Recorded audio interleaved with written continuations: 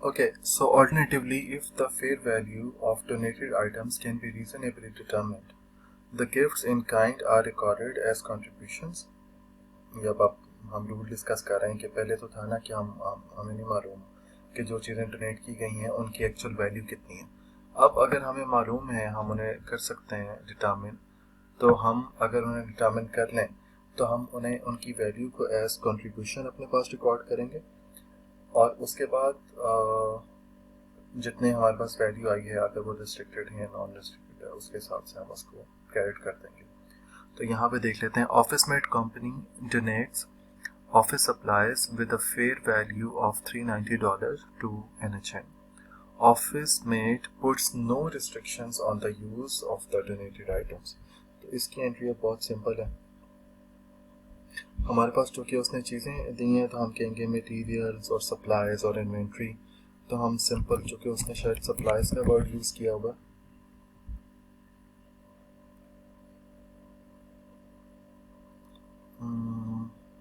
हाँ सप्लाईज का वर्ड है, तो हम इसको सप्लाईज अपने पास रिकॉर्ड कर लेते हैं 390 से, और फिर हम अपने पास कहते हैं कि दिस इज अनरिस्ट्रिक्टेड कॉन्ट्रीब्यूशन 390 से। ये सिंपल एंट्री है जी, इसमें कोई टेक्निकलिटी नहीं है। अच्छा, उसके बाद है जी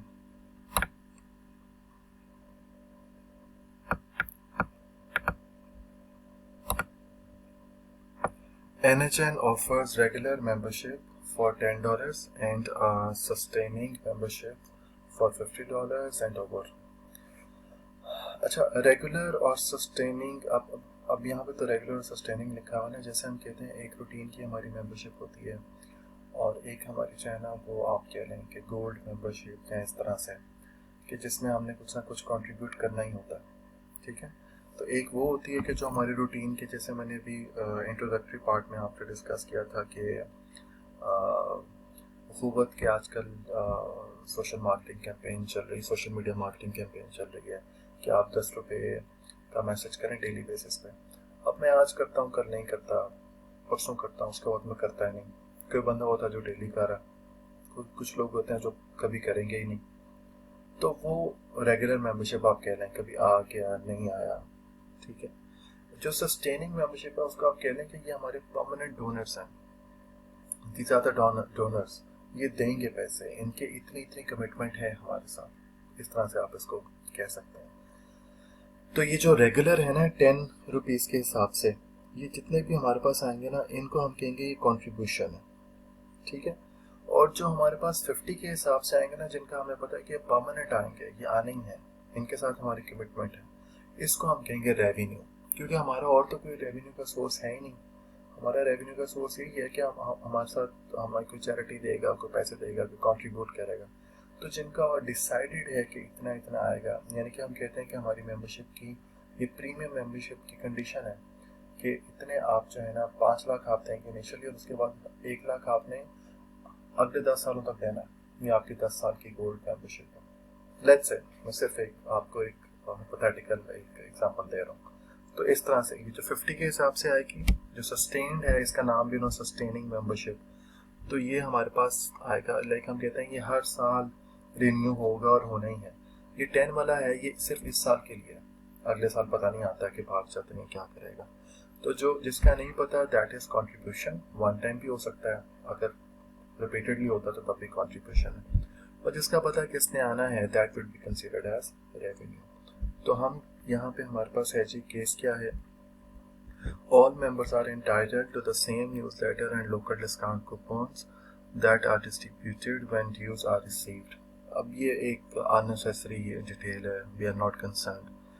अगर इसके एक्सपेंसेस कुछ मेंशन किए होते हैं कि वो टिकट्स या कूपन्स डिस्ट्रीब्यूट करने में कितने एक्सपेंस आते हैं, तो उसकी एंट्री हम पास कर देते हैं। लेकिन अभी चूंकि फिगर्स आर नॉट गिवन, तो this is totally unrelated. NHN received 500 regular membership, which makes 500 into 10, 5,000, and worth 130 out sustaining, 130 into 50, 6,500। तो ये इसकी हम सिंपल एंट्री पास कर देंगे जिस तरीके से मैंने आपसे पहले कहा है। ये दोनों मिला के हमारे पास कैश आएगा 5,000 और 6,500। तो कैश हमारे पास आ गया 11,500 और इसका हमारे पास है जी दोनों, चूंकि हमारे पास ये अनरिस्ट्रिक्टेड है, लेकिन एक रेवेन्यू है और एक हमारे पास कंट्रीब्यूशन है।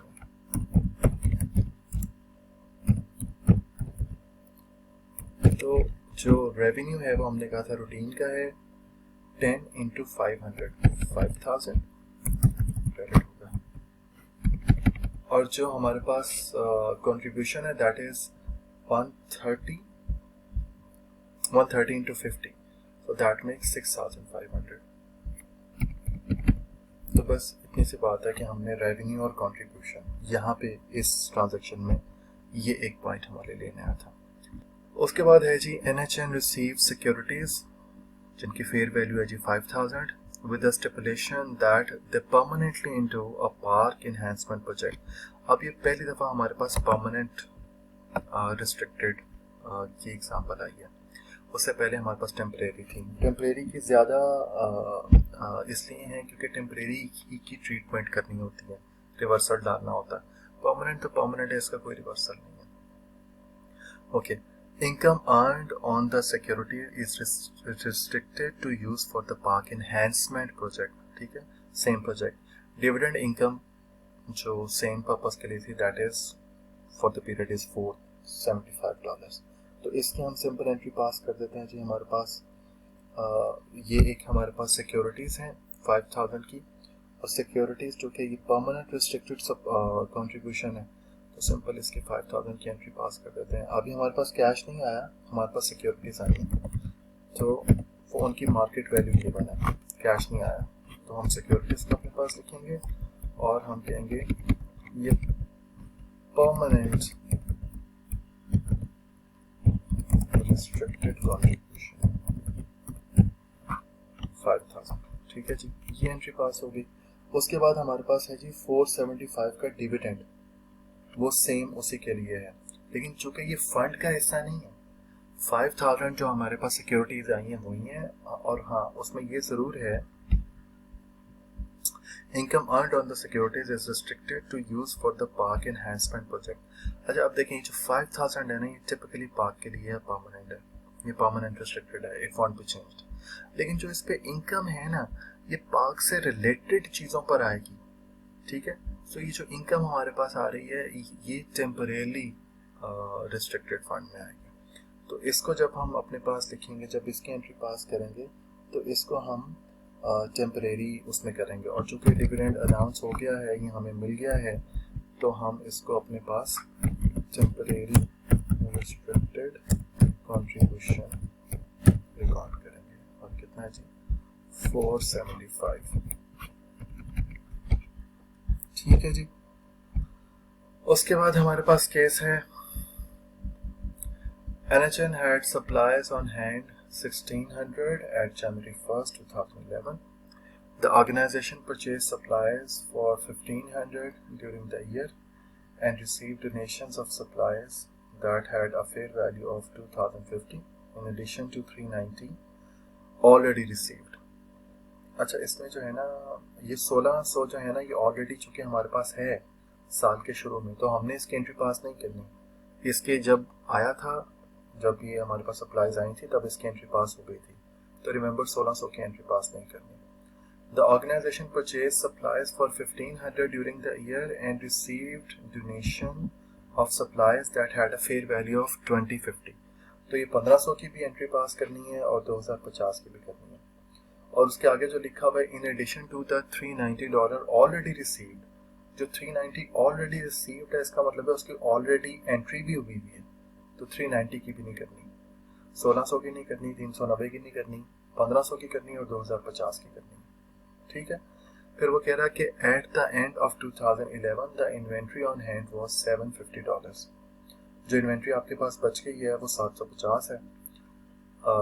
The supplies used were allocated to Recreation Program 2000, Community Service Program 1400, Fundraising Expenses 600 and Management and General 790। अच्छा, इसको हम करके भी देख लेते हैं कि ये 750 हमारे पास कैसे बचता है। देखिए 750 जब वो कह रहा ना कि the inventory on hand was 750, कैसे हमारे पास बचता है, इसको हम करके देख लेते हैं।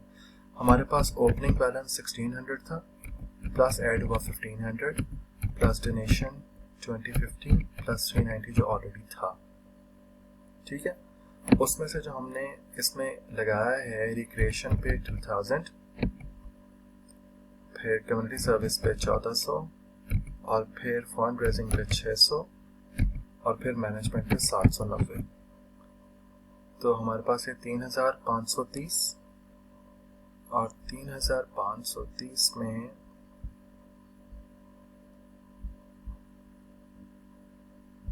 मुझे लगता है कैलकुलेशन में शायद कोई गलती है, इसको दोबारा करके देखते हैं।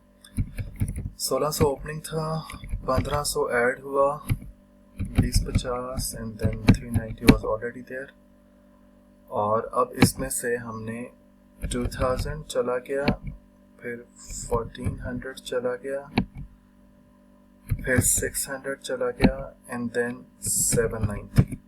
हाँ, तो ये 750 हमारे पास एग्जैक्टली, ठीक है। तो ये ओपनिंग था, ये इसमें ऐड हुआ, ये भी ऐड हुआ, ये ऑलरेडी वाज देयर, सो इसको भी हमें ऐड करना है। और फिर ये जो चार हमारे पास एक्सपेंस थे 2000, 1400, 600 और 790, इनको जब हमने बीच में से निकाल दिया तो ये हमारे पास ये फिगर क्या है। तो अगर हमारे पास ये एंडिंग इन्वेंट्री ना भी गिवन होती तो हम इसको इसके थ्रू कैलकुलेट कर सकते हैं आसानी के साथ। तो इसकी एंट्री जो हम अपने पास रिकॉर्ड करेंगे, हम दो एंट्रीज इसके रेफरेंस पे पास करेंगे। एक तो ये जो एक्सपेंसेस हैं हमारे, इन एक्सपेंसेस को इकट्ठा करके एक एंट्री पास कर देंगे। ये हमारे पास कितने आते हैं, 2000 और 1400 और 600, ये 4000 हो गया, और ये 790। तो 4790 की हम ये एक्सपेंस की एंट्री पास करेंगे। और एक ये जो हमारे पास डोनेशन आई है 1500 और 2050, ये हमारे पास हो जाएंगे जी 1500 और 2050, ये हमारे पास 3550। तो 3550 की हम अपने पास एंट्री पास करते हैं जी। ये चूँकि हमारे पास सप्लाईज आए हैं तो हम कहते हैं जी सप्लाईज। तो सप्लाईज हमारे पास 3550 की आई हैं, और किस तरह से आई हैं हमारे पास, एक तो हमारे पास जो है ना अनरिस्ट्रिक्टेड कंट्रीब्यूशन आई है, वो जो हमारे पास यहाँ पे लिखा हुआ था 2050 का, और फिर हमारे पास ये 1500 के जो कैश की फॉर्म में आया, कैश से मतलब यानी कि हमने जो परचेज किया उसका, ठीक है। तो ये हमारे पास इस तरह से है।